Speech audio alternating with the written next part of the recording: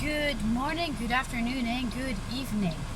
Um, let's talk today about what makes HR, and what makes you whether a successful HR or a average HR. I'm not gonna say a failure because a failing HR should not be even spoken about, and you shouldn't even talk about them because, well, they're failing HR.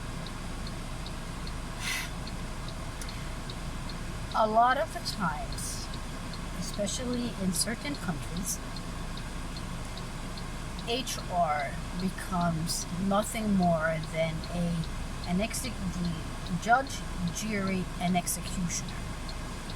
They rely a lot on humiliating their employee and downgrading and like talking downwards to their employee, many of which might be actually better at the job than the HR is. One such thing happened in the form of an advice, and the advice goes as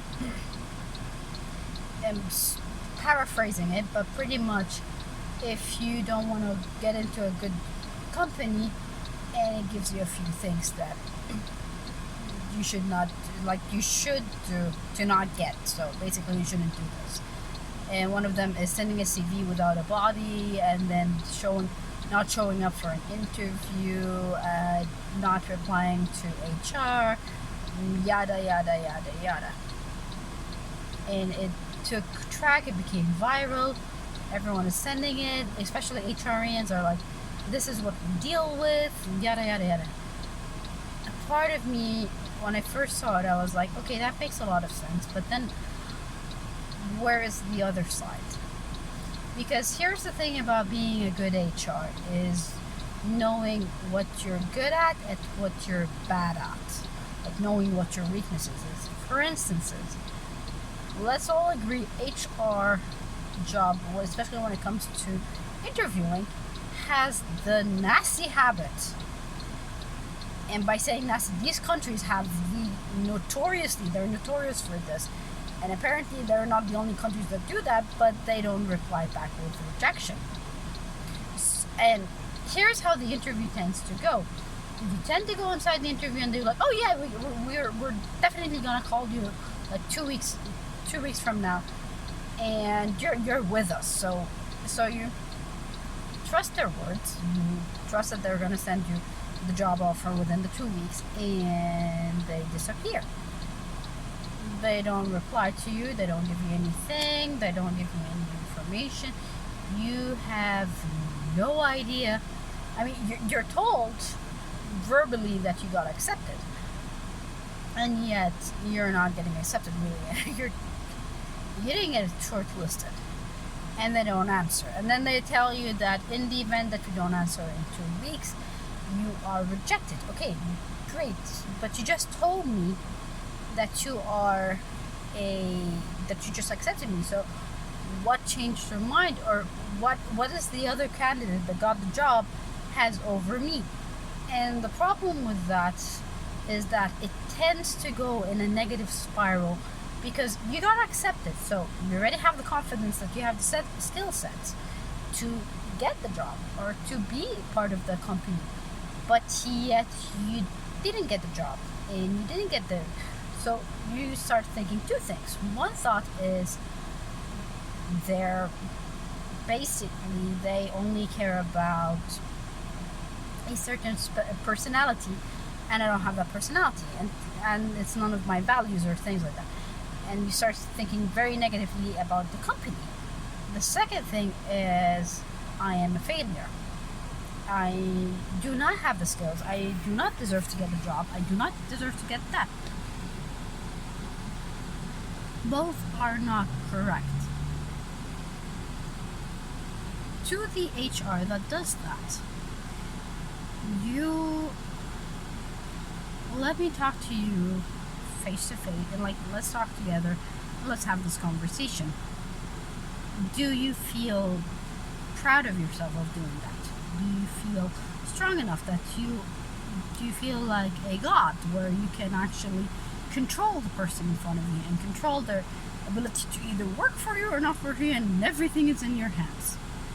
Okay? If that's how you feel, you're in the wrong job. That ain't HR. See, HR is not about being controlled. On the contrary, one of the most important things of an HR person is empathy, and the ability to be able to navigate with empathy and kindness, and being able to look at the person and be like, hey, you did not get the job because of 1, 2, 3, 4, 5. Heck, could be an example as simple as your salary was too high, your salary expectation is too high, or we found a person with the same qualifications as you and the same skill sets, and they agreed with a salary that's lower than yours. It happens. I mean, it's you in the beginning and in the end. As HR, we care about the company, but at the same time, ghosting an employee is not a fun thing to do. The other thing is, and that unfortunately also happens a lot, is harassment. You start there's like this sense of harassing your employee or the prospective employee, especially in some of these countries. The type of harassment that comes into the opposite gender.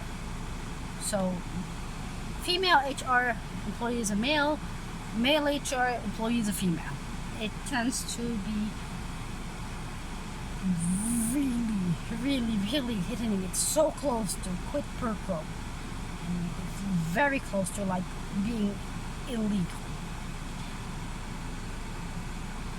But again, it's like, I'm just talking. We're just talking. I'm just trying to find out the person. I'm just trying to get information. Again, you're giving a bad impression about your company.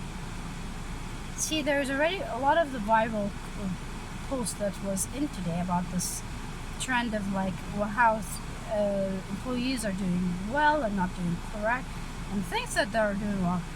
Mentally, people who are seeing this, take note of what company you work in.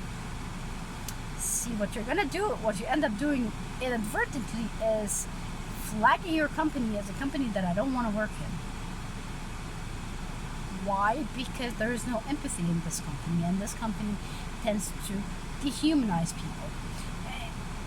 The advice that is given is especially right after the layoffs, and the way that some companies handled the layoffs of different companies and just went on a spree of like creating different jobs for that one. All in all, it's not a good thing, and all in all, it's really bad for you. So anyways, just take care of yourself, okay? And take care of the employees, and take care that you need to do something well, and you need to be able to understand things for the future. Anyways, we'll talk about it more later on. Bye-bye.